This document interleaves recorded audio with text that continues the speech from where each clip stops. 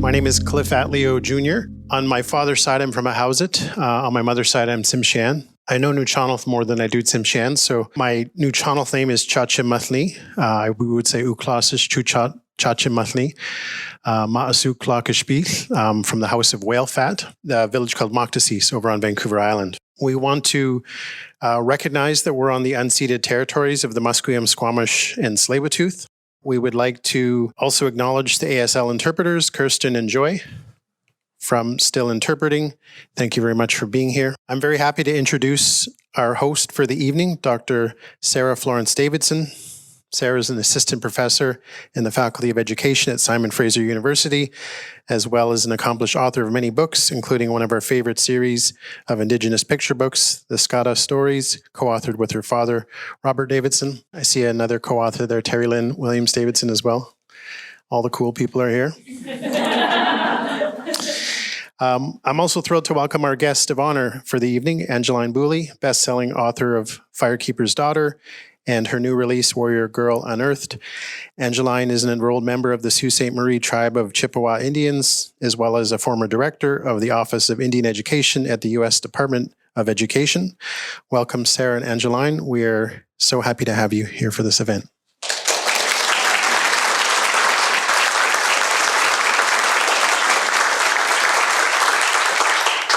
Good evening. My name is Sara Florence Davidson.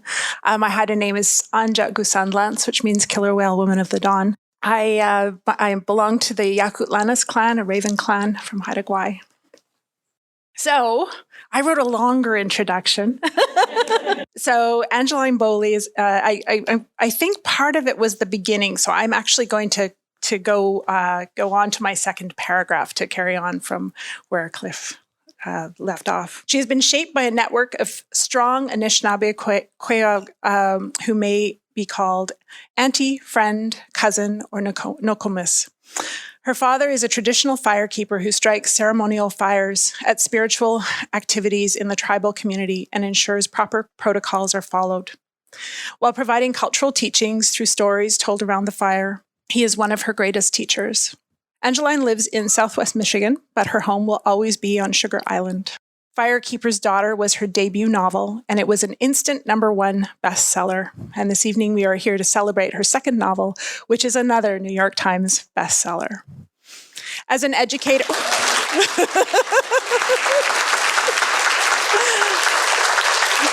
I need to work on my dramatic pauses. I forgot to put notes about applause here. As an educator, I am grateful for the work that Angeline has done to educate a wide range of readers on difficult topics, such as missing and murdered Indigenous women and girls and Two-Spirit, drug trafficking and repatriation, as well as more complex topics, such as Indigenous protocols, languages, and identities. And I think what is exciting is that all of these stories are breaking into many new spaces where authentic Indigenous voices were previously denied entry. As an Indigenous person, I am grateful for the ways in which Angeline's stories emphasize our humanity. I believe that building relationships is a way for us to move forward, and recognizing Indigenous people's humanity is a powerful way to build a foundation for this work. As a woman, I am grateful that Angeline's main characters are strong, complex women who are courageous enough to also share their vulnerabilities, mistakes, and new learning with the reader. I am so honored to be here to have a conversation with you this evening. Miigwech. Buju Anin, Angeline Boulley, Misko Makokwe Nadishnakas, Makwadodam, Bawating, and Donjaba. Chi Miigwech. Hello, everyone. I'm Angeline Boulley, Bear Clan from Bawating, the place of the rapids, Sault Ste. Marie. I have tons of questions. My understanding is that you folks would like to go home this evening at some point. But what I wanted to do was start with some general questions. So for those who haven't heard the story, can you tell us about how these books came into the world? Well, Firekeeper's Daughter came into the world when I was a senior in high school. I was 17, and my best friend went to a different school nearby. She told me about a new boy senior year. He was in all of her classes, and she thought I might like him. She was really looking out for me. And I was intrigued. And then a few weeks later, she said, no, he's really not your type. He doesn't play sports, and he hangs out with the really hardcore stoners. And so I never met him. And at the end of the school year, she said there had been a drug bust in their town. And it turned out that the new boy was actually an undercover police officer. And this was before the original 21 Jump Street with Johnny Depp. And so to me, the idea that a young looking police officer could pose as a high school student, that just blew my mind. And then, of course, I just wondered, what would have happened if we would have met? What if there were sparks and we liked each other? Or what if he needed my help? And that, idea of why would some undercover drug investigation need the help of an ordinary 18-year-old Ojibwe girl? And that 37 years later is Firekeeper's daughter. And then my second book, my agent said, "What else do you got?" And the answer was nothing. But I was out for a walk one day, and a character's voice popped into my head. She said, "I stole everything they think I did, even stuff they don't know about yet." And I thought, who is she? And I ran into the nearest business. I was out for a walk that day, and I ran up to the bar and said, could I get a piece of paper, a pen, and a Chardonnay? And I spent all afternoon just writing this stream of consciousness of this 16-year-old girl sitting in a police station wondering, how did it come to this? And that's when I knew my second book would be Indigenous Lara Croft. But instead of raiding tombs, the main character is raiding museums to retrieve stolen ancestors and sacred items and bring them back home. And she's 16, and so, of course, none of her heists go the way she plans.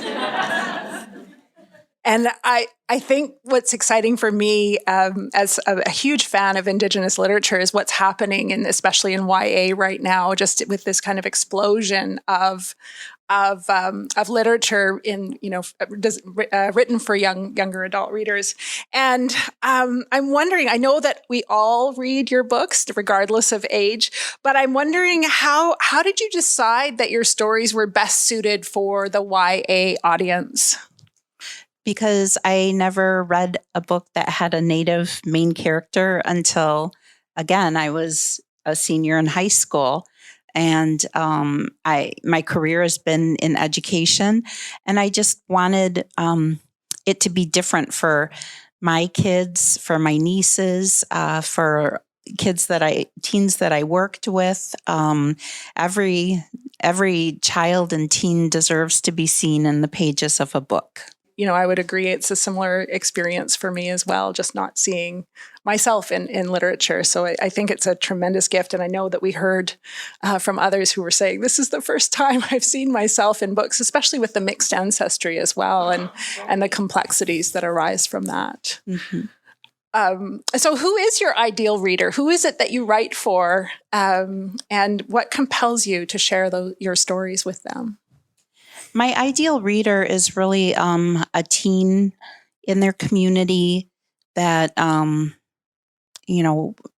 opens the book and just gets lost in it. And my favorite thing to hear is when a teacher says that a student who's a reluctant reader, that they raced through the book and were eager to discuss it. And that I love that. Wonderful. I shared with you earlier that my mom was also, I know she may not be the target audience, but she was also racing through the book to figure out what happens, and definitely very excited to engage with thriller and suspense type work. And just to sort of bring back to your childhood, You mentioned in one of the podcasts that I was listening to that you shared this story of your father listening to audiobooks. And I really loved hearing that story. So I'm wondering if you could maybe share that. But then also just thinking about what was the role of story in your own and stories in your childhood? Well, story is how we learn, to be Anishinaabe. And so my dad left school after 8th grade, and he's the most well-read man that I know. And he was a truck driver. And so he would listen to audiobooks when they were on cassette tape. I asked if he listened to any audio on 8 tracks, and he said, no, it was cassette tapes. But these truck drivers would exchange shoe boxes that were filled with these cassette, story tapes. And so we grew up downstate, and our grandparents lived in Sault Ste. Marie. And so it was like an 8-hour drive. So we would listen, on those long drives. And then my dad, being a truck driver, if we got rowdy, he would say, settle down or I'm going to turn this car around. And we knew like he could drive 16 hours like with no problems. So yeah, they were not idle threats. I love hearing how stories influenced your younger years. I think it's quite beautiful. And I love the range. I had heard in another podcast, they had asked you what your favorite way to hear a story or, engage with a story was. And I won't, you maybe want to share. I do love audio. I really love it. When I was a kid, though, I would read books, under the covers with the flashlight.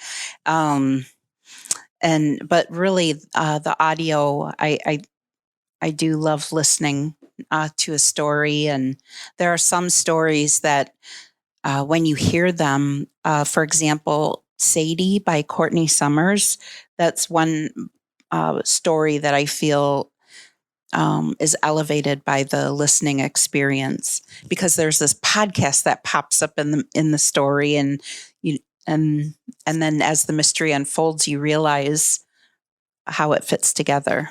I think in your own work, I can hear the voice. So when I've listened to them on audio as well as reading, I can hear that voice, and it's such a wonderful way to engage with the stories. Your books cover issues that are significant to Indigenous communities, such as missing, murdered Indigenous women and girls and Two-Spirited, repatriation, drug trafficking, and others. How do you decide which issues will become a part of the story?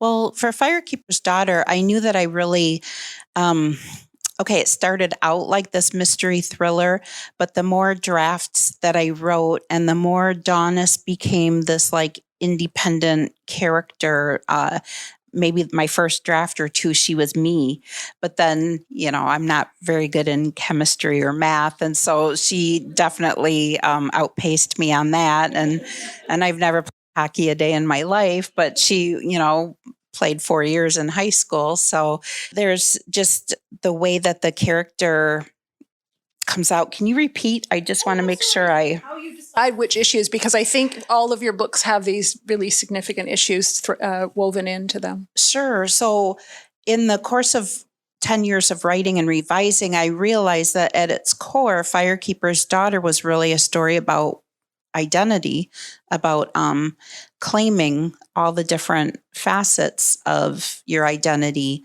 And when Daunis does that, that's when she really comes into her strength. And the same with, with Warrior Girl, realizing that I wanted to talk about repatriation, but it tied in so much with the present, the ownership of Indigenous bodies, past and present, and so weaving a story that would touch on that and show how any time we Indigenous people have a resource that's desired, it is taken. And the repercussions of that. And you conveyed that so powerfully in those little beginning notes, the quotes. So many of them just really hit hard. And so it was amazing the way you embedded that information as well. You integrate so much traditional and ceremonial knowledge in your work, and it is immensely educational for your readers. And it brings a depth and authenticity to the stories that you tell. Can you speak to the guidelines that you use to sort of determine what you share and what you hold back? So I had this mantra while I was writing, and I still follow it today. And it's, I write to preserve my culture and I edit to protect it. So I'm a believer that you write freely, write whatever you want. It's in the revision process that you really look at what you want to say with a story and what information belongs in the story and what is left off the page. And for me, and every author, every writer makes that decision of where they draw that line, maybe pull that curtain to protect Indigenous knowledge. And for me, I decided I would not include actual ceremony. But I do believe in the healing power of our ceremonies. And so I invented one that happens towards the end of Firekeeper's daughter. And I felt like I needed to make my decision and that I needed to be able to say it if I were ever asked about it by a community member or one of my cousins. Like, I wanted to make sure that I could say, I included this, but I didn't include this, and this is why. And I think maybe that's why when people outside of our communities try to write our stories, they're not answerable to our communities the way that I feel I am. And I think that's what makes it so important to have stories from us, because we know how to balance. We're more than our trauma, and to include the joyful experiences that we have in our communities and the ways in which people look out for one another, the way elders are a part of the story and not just window dressing. And then too, I'm telling a truthful story, and there are some unpleasant truths in my community and others. And so telling it from someone who loves their community and wants better. Someone outside the community isn't thinking of these things when they're writing. And I think you did a beautiful job of inviting those elder voices in, and those, I don't like to call them characters, but those perspectives into your story. And I know that people they love Granny June and different folks. And I'm wondering if you can speak to how did you invite those elders into the story? Well, when I was working for my tribe, I was our education director, and then I got this promotion where I was also working with culture, recreation, social services, and our elder division. And so I would have lunch a couple times a week with our elders. They're just a part of the community, and so I couldn't imagine telling a story that didn't include our elders, and so it just felt very natural.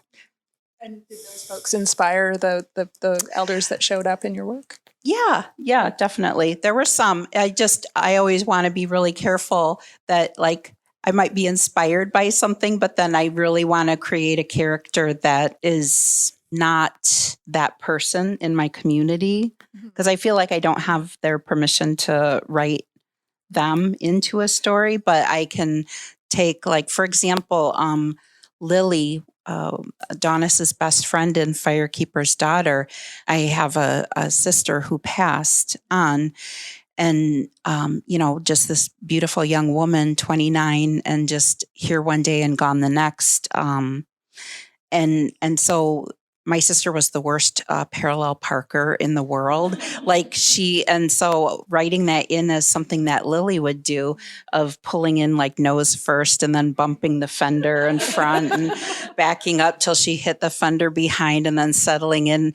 And I know that when my parents read that, they were really happy that this funny quirk of my sister's was like going to live on in this story and this quirky character that, Yeah, and I think I hear what you're saying. You know, we traditionally told our stories orally, but there is this permanence to the books when we write those books, and then we have folks that have passed on, and we're able to have them continue to have a presence in our lives today when they didn't have the opportunity to be here, Right. you know, in the way that they used to be. So Thank you. Your stories are complex with many characters and numerous plots and subplots. As I was thinking about the complexity in your stories, I found connections with our Haida Raven traveling stories, so our traditional stories. In one of your interviews, you spoke about the influence of Ojibwe storytelling in your work. How do these traditional forms of storytelling impact the way that you share your stories? I think there's the stories that you grow up with that you don't really think of as anything other than just, oh, that's just how we do things. And then it's not until later when you realize, oh, other families don't go to a funeral with a pack of cigarettes and put tobacco in with the person. So I wanted to tell stories, and the kids in the stories, the teens, they tell stories. There's like a character named Macy, and she tells a really funny story. And I just think I hear students and teens telling stories, and then I always think of like the little comedians that they're natural storytellers. They know exactly how to like pace and when to hold back and when to deliver. And those are our oral storytellers. And so, yeah, wonderful. Just going back to, you mentioned trauma literature, and in another interview you spoke about the label of trauma literature and how it's often associated with Indigenous literatures. Can you share with us why it was, or why it is important to have written trauma literature, but also why your work seeks to move away from this characterization? Yeah, I was writing about traumatic events, but I wasn't writing a tragedy, because I view us as more than the sum of our trauma. And so it was really important to balance the, difficult truths in our communities and make sure that the wonderful things about our families and communities gets shared, because that's as much a story of us, as the things that, we refer to as like trauma porn, or, just people that want to see the same narratives rehashed. And I think I don't see myself in those stories. I don't see my community in that story. So just wanting to show what I see in my community. And I think a lot of people would characterize that as resilience. And yet I heard you talk about resilience and the kind of the complexity of the term, and how you've sort of challenged that with the character of Aunt Teddy, or, the mom Teddy. And I'm wondering if you can share a bit about that.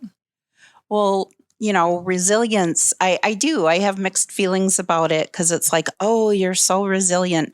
Well, I wish I didn't have to be, or I wish, and it's kind of like when people say, oh, Creator doesn't give you any more than you could handle. Well, when I was like grieving the loss of my sister, I was like, well, I wish I was a weaker person, because then I wouldn't have this burden. It's kind of like that, oh, you can handle this. You're, a lot about Firekeeper's daughter especially is about grieving loss, and how in our young people, a lot of times that trauma is unresolved and not addressed, especially if a teen is a good student. And I think there's a lot of high functioning depression among our youth, and so I did want to dive into grief and loss and what that looks like in a young person. And are there ways that you take care of yourself as you're doing this difficult writing? Definitely, Yeah. definitely. Spending time with my dad. And then if I'm going to write a scene that I know is going to be especially difficult, I make sure I'm in a good place. And if I'm not, then, I'll write a different part that day, or I protect myself. Mhm. And then I just make sure, that I am holding on to my joy and the things that nourish me and my spirit. Wonderful. And I loved hearing, my background is in literacy. I really loved hearing about how you kind of taught yourself to write sorry. I'm wondering if you can share with folks a little bit about that process of kind of learning to write, if you will, to where you are today. Well, I had the idea for the story at 18, but I didn't study creative writing in college. And when I worked for different tribes in Michigan, whatever my job title was, I always wrote grants. I was always good at writing, but pursuing a career in writing wasn't something that I thought seriously about. But I would write grants, and I was really successful at it. And then at one point I realized that grant writing was storytelling in 40 pages or less plus attachments. That really you're like writing this compelling narrative about your community and the issue that you want to address, how you're going to address it. And so that gave me confidence that, hey, I am a storyteller. It's just that my training is so different from any other writer that I've heard about, but that doesn't make it any less valid. And so I wrote a really horrible first draft, and then I took a few weeks and then read it with fresh eyes, and okay, there's something here, or there's a lot that needs to be improved, but there's something here. And then I would just, I would read books about the craft of writing, like if I needed to improve my dialogue or tension in a scene or pacing. But I would also reread my favorite books, and I would read them with writer's eyes and analyze, like, what was it about the first sentence that I loved? Would I have written it in a different tense or from a different character's perspective, or I would kind of break it down like that, and then I would be eager to start my next draft, and it would be better, and I just did that for 10 years. So Okay. yeah. Wonderful. And I loved hearing about the role of music.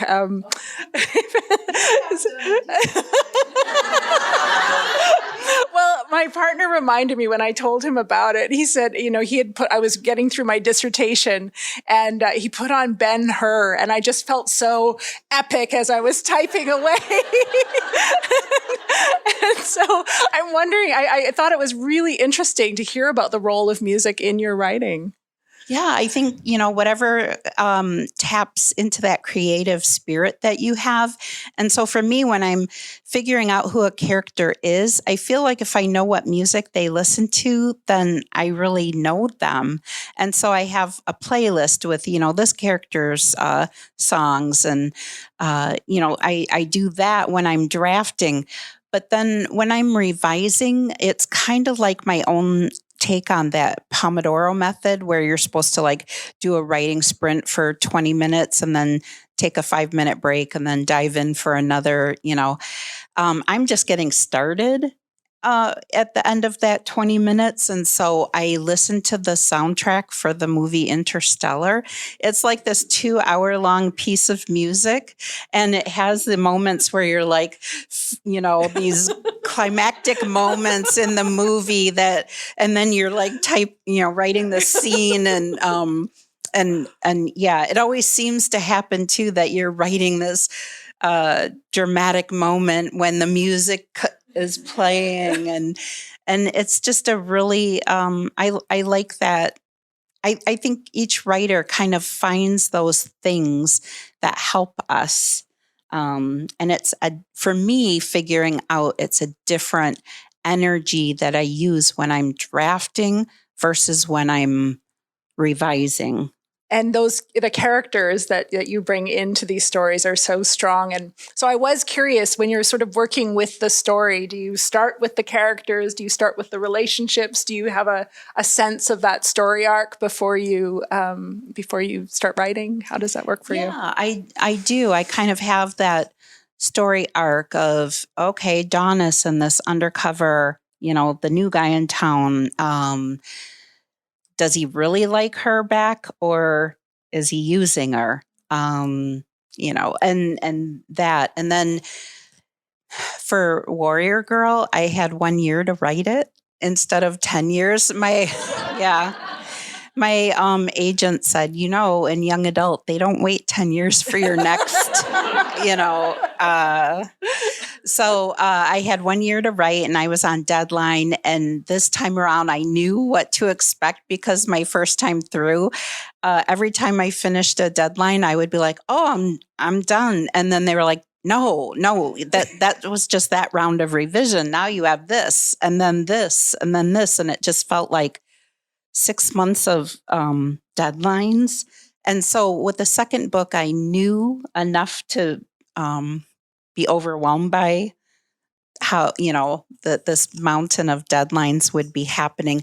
But I also felt I was a stronger writer going into it than I was with my first book. So I had to become much more a person who plots.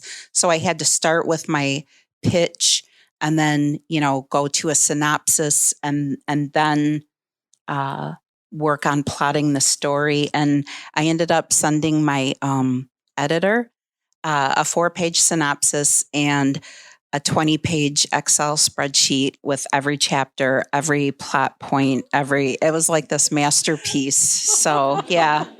Wow. I was like, this is in lieu of a first draft, but though you can see that the whole story is there. Yeah. So you in my goodness, Warrior Girl Unearthed, you come back to those characters, but you chose to do it 10 years later. And so selfishly, I want to ask you, first of all, there were some bits that were left out in the second. Are we going to learn them, or have you left that for the reader to imagine? I have a great idea for book number 3. And can you speak to why you chose to have that, that 10-year space between your first and second book? Firekeeper's Daughter was very specific in that, because that's when meth was exploding across the country.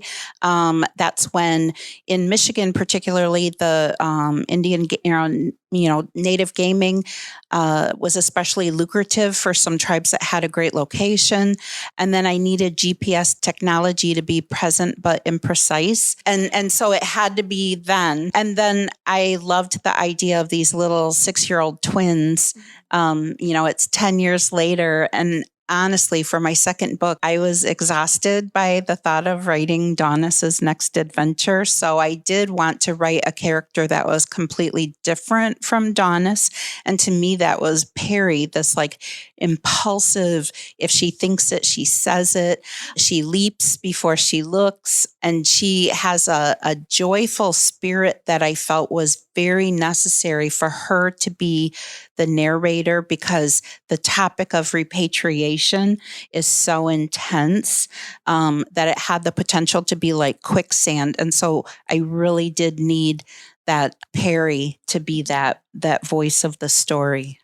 And there was such an interesting tension between Cooper's approach to repatriation and Perry's thoughts on that. And I really found myself kind of excited about thinking about that. And I appreciate that there's no sort of definitive answer, but definitely so many considerations for the complexity of that.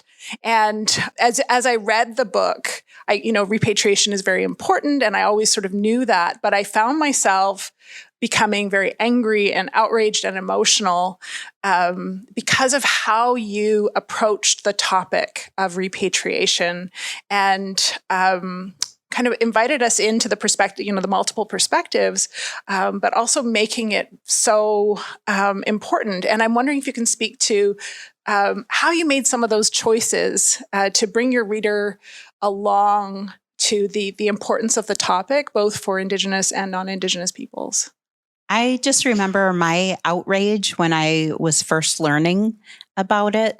And my tribe, did repatriation work, and just the more that I would learn about it, the more outraged I would be. And just imagining, Perry, this person who says exactly what's on her mind, and her seeing, I remember hearing stories about people that were going into these museum archives and seeing, ancestral remains in brown paper grocery bags and cardboard boxes, and, written on with Sharpie marker, and just, like desecrated.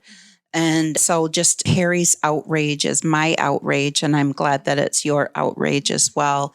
And I'm wondering if you'd be willing to read. I felt like this sort of section was perhaps a really strong example of what I'm trying to describe for folks who maybe haven't read the book.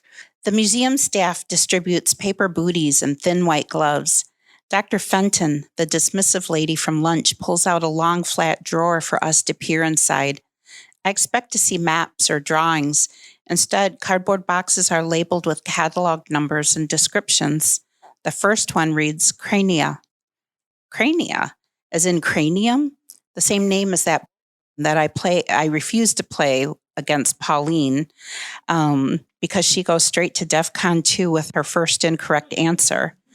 I think it means brains. I step back horrified. Seeing Cooper across the room, I rush to his side. Cooper, I don't want to be here. Is it your moon time? He sounds alarmed. I'm sorry I didn't ask sooner. No, it's not that, I whisper. Are they storing brains? Is that what crania means? Crania is plural for skulls. How many of our ancestors are here? I don't bother to whisper. Neither does Cooper. The inventory is not complete, but there are 13 from Sugar Island and 4 from Nebish Island. There's also one ancestor whose origins have not been ascertained. Before we go, I'd like you to meet her. That's all I ask of you today, but it's up to you.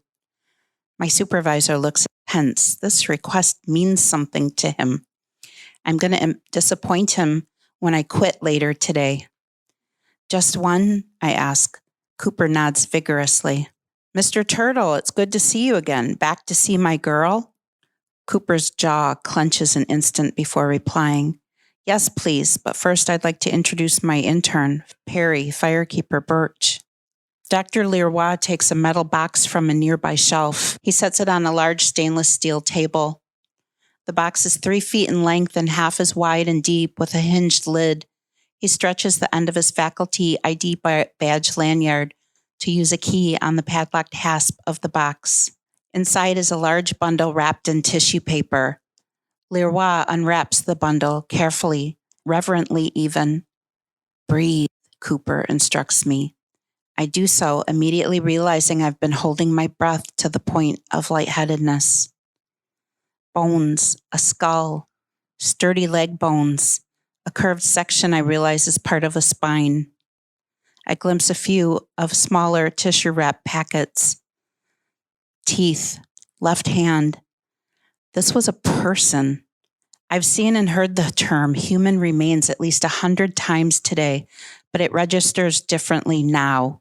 The remains of a human being who lived and breathed.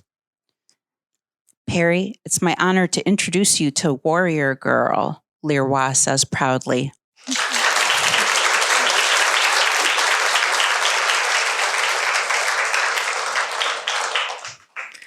I wanted you folks, I know it's difficult to hear, but I wanted you folks to be able to experience the power behind the writing in this book, and how I hope that it will really inspire action. So thank you for having, this is a difficult difficult topic. So thank you for having that courage to share this story. I did not know when I was writing that right now it states, so the Native American Graves Protection and Repatriation Act was passed in 1990. There are still more ancestors remaining in museums than have been repatriated after 33 years. And there's regulations that were passed that deal with the details of how these repatriations and how the inventories come about.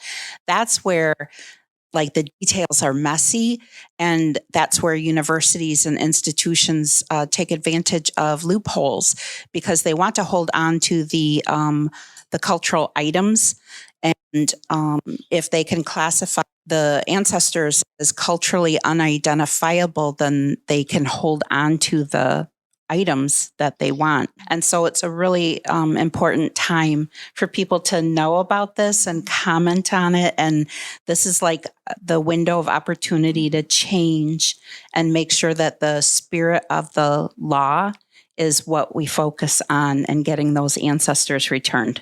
Wonderful. Thank you.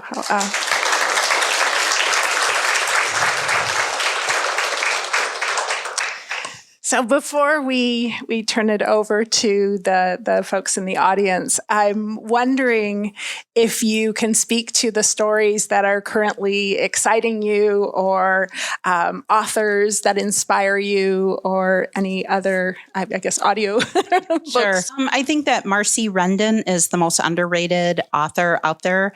And she writes this Cash Black Bear mystery series. And her first book is Murder on the Red River. I love it. B.L. Blanchard came up with a book called The Peacekeeper, and it's set in this land if it had never been colonized, but had developed as a modern society without colonization. And it's really, really so interesting. And then, of course, Andrea Rogers, her book, Man-Made Monsters. It's a collection of short stories. And it's got werewolf stories, but it's also got colonizer stories. So it's like the monsters aren't just imaginary. They're very real to us. And then, of course, anything by Darcy Little Badger. Yeah, Darcy's incredible. And you gave us a little hint that there is possibly a third book on the horizon. And for folks who don't know, the Firekeeper's Daughter will be coming out on the little screens. And any word on this book? Or that you can tell us? Nothing to say about that. But yeah, I sold the film rights to the Obamas Firekeeper's Daughter will be adapted for a Netflix series. Wonderful. That's so exciting. So exciting. Great. So thank you so much. I will say this was a very high point. When we were getting ready to leave, I told my partner, this is one of the most important evenings of my life to be able to have this conversation. It's so exciting to speak to you. So we are going to transition into a question and answer period. But before we do that, I wanted to draw on the work of Dr. Eve Tuck. I have been a speaker in these contexts, and as an Indigenous speaker, sometimes we can be placed in harmful spaces. They can be difficult. And I would really, really, really love for Angeline to want to come back to Vancouver to share with us. And I feel like one way that we can do that is by asking fantastic and respectful questions. So what I'd like to do is give you a few moments now to if you have burning questions in your mind, to share them with the person next to you and maybe the person on your other side. And just if they have feedback, first of all, is it really a question? Sometimes sometimes folks will get really, and not that we don't want to say wonderful things, you're welcome to do that, but sometimes in having a question, we sort of talk about a lot of other things. And then, does this question need to be asked publicly at this event? So we just want to be mindful. Angeline has been wonderful and sharing so much with us tonight, but we want to be respectful of folks, public, private lives and the different situations. And the last is, does your question contribute to or complement, with an E, the conversation that we have been having this evening? So just keep that in mind.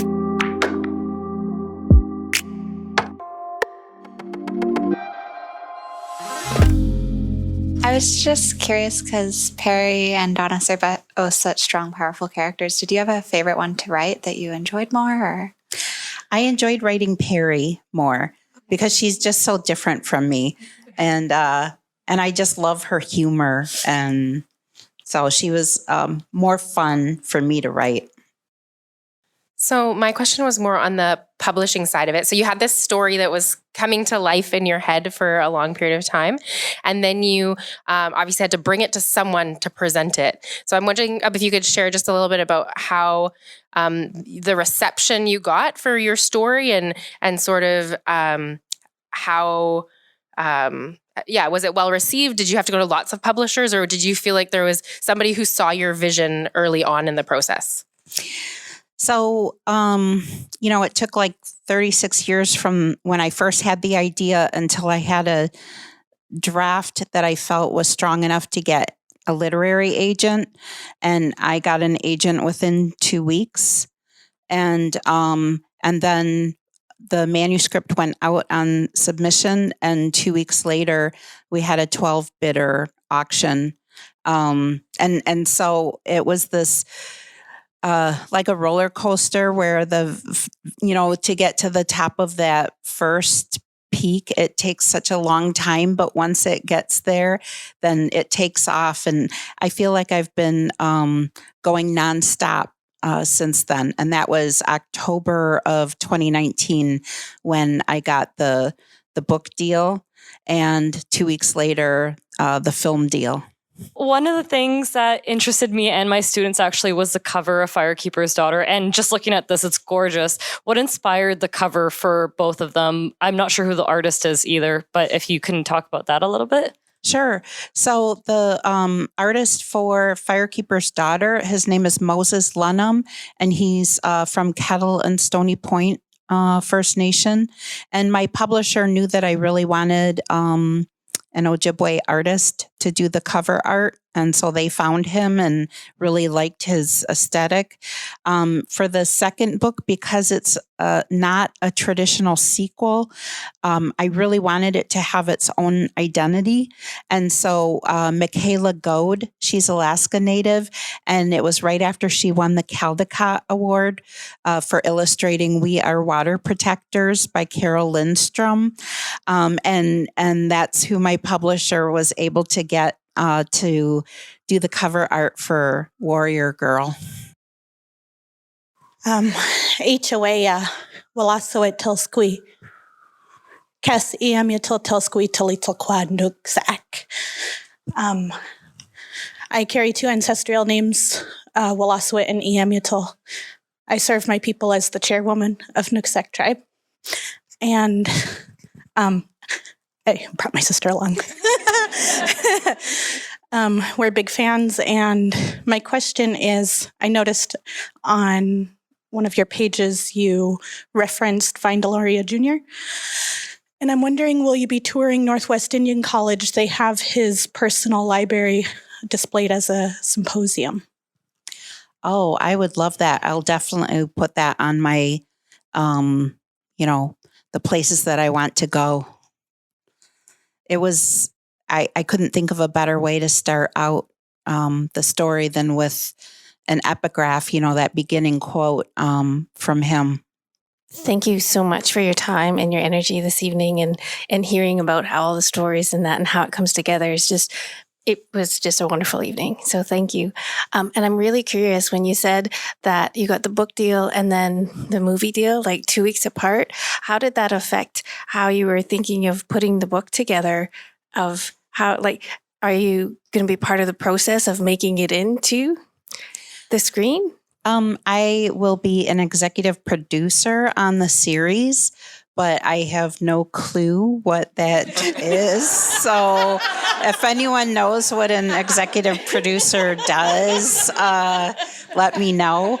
I opted not to be a screenwriter because there's people who are far better at it than I am. And I really want to tell more news stories than spend time adapting. Thank you. But I have this Pinterest board where I've been like pinning actors that I have for like different roles. And my location shoots and wardrobe suggestions. So yeah.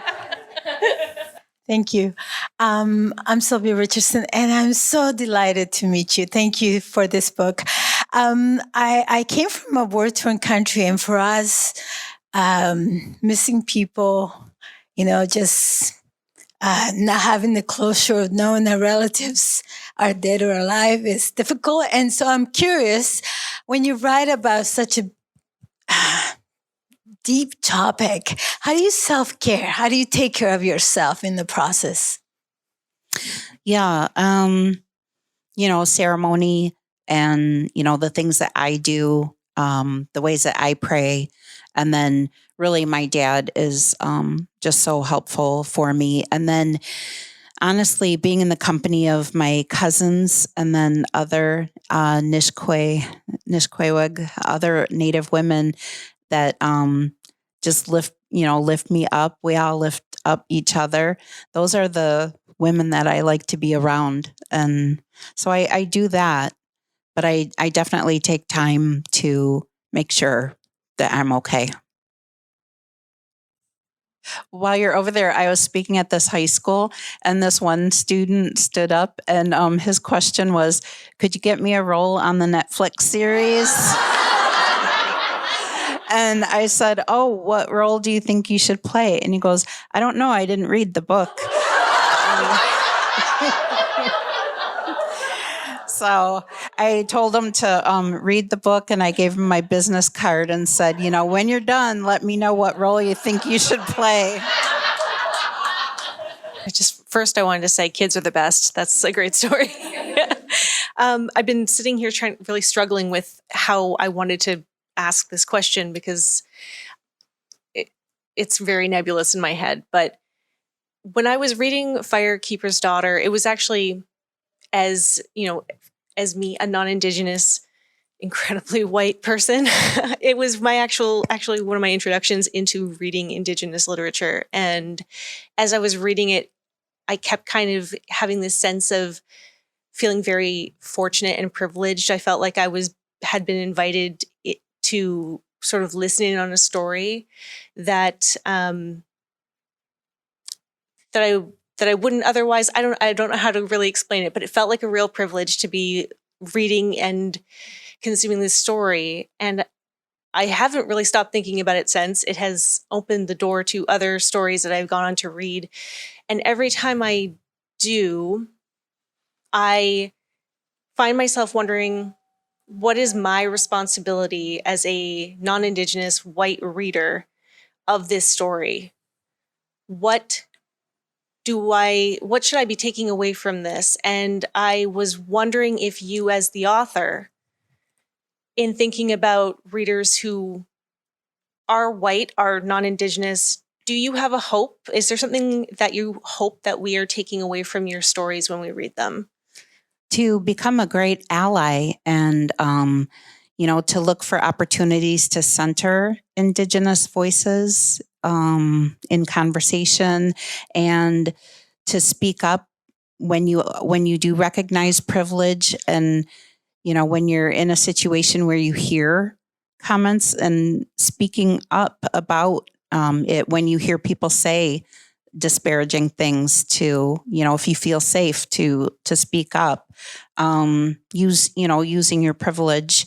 I think the other thing that everybody can do that is completely free is to, read the book, and to, and any book by an Indigenous author, read it, rate it, review it, and recommend it, because those actions can make the hugest difference, especially to a debut author. And that's something that you can do. And so I just wanted to say that she introduced us to your book. We actually did it in school for our English creative writing, and it was Canadian writing, but we ended up sneaking your book in there for a book report. We asked our teacher, she said, okay. I fell in love with the characters. I fell in love with the book. You said that you made up the ceremony at the end. I felt that it was very close to some of the ceremonies I've seen. I mean, I'm from the Stolo territory out here, and I'm from the Chiam Reserve. I'm from the Deer and Bear clan. My name's Spotted Deer, but I don't speak the language. Sorry. I'm learning. But with the making up of it, is it closer to one of the ceremonies that you guys actually do perform, or? There's times when it felt like the story was bigger than me, and that it felt like I was just the channel for it coming through. And so I came up with that pansy ceremony, not aware of it being, similar to anything else. If it does have similarities, I like to think that, that it's our ancestors, coming through. And I like strong Native women. I thought it was great. I like to think of it that way. Thank you. First of all, thank you. I know we're not supposed to do that, but thank you so much. Are we allowed to do that? I'm a teacher librarian in Surrey, and your book was highly, highly promoted and one of the most checked out books last year. So I'm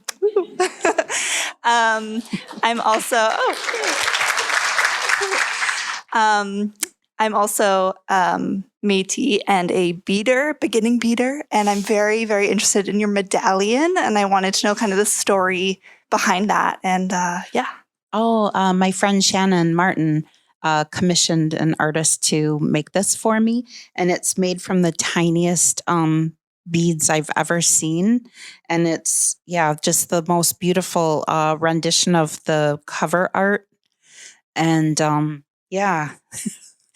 it's gorgeous. So it was a gift from a friend. I have about 10 questions. One of them includes your beautiful cheekbones, but we'll leave that behind. The question is, why did you choose Vancouver as your only city in your tour? Canadian tour, yeah. Sure.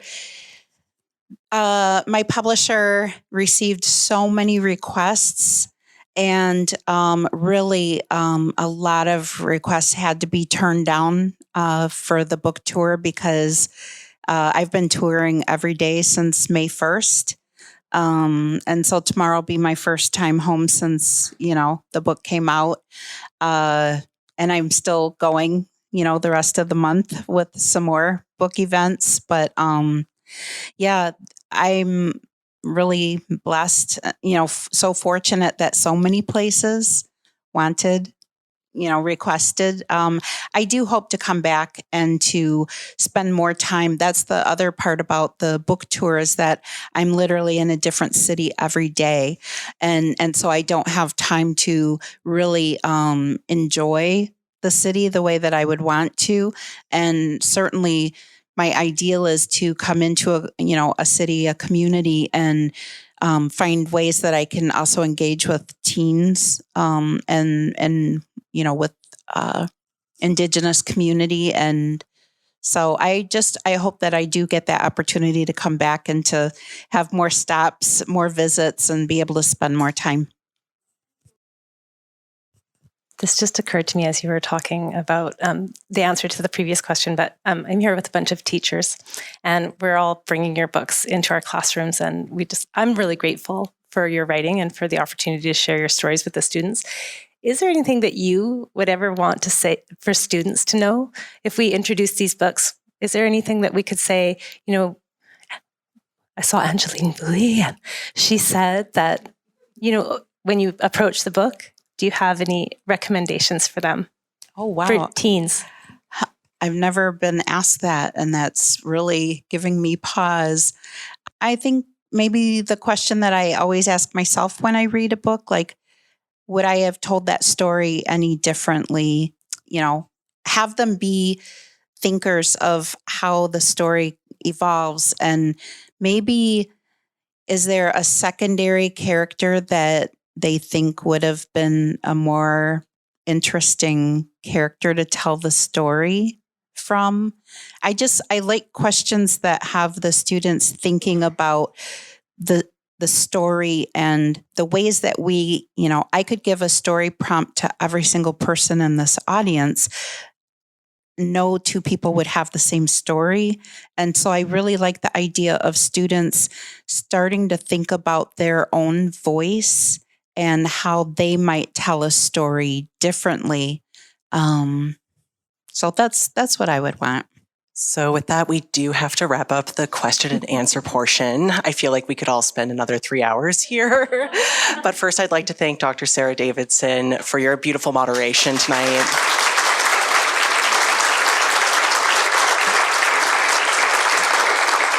And of course, to Angeline for your time. Thank you so much for being here.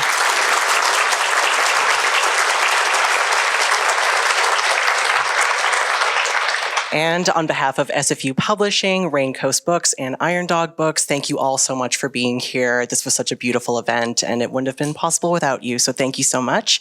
We will be doing some book signings and sales out here in the lobby. All of your copies of Warrior Girl Unearthed are already signed, but Angeline has kindly offered to personalize them if you would like that. We will also be selling some of Dr. Davidson's books as well. But with that, thank you all so much, and have a beautiful evening. Thank you.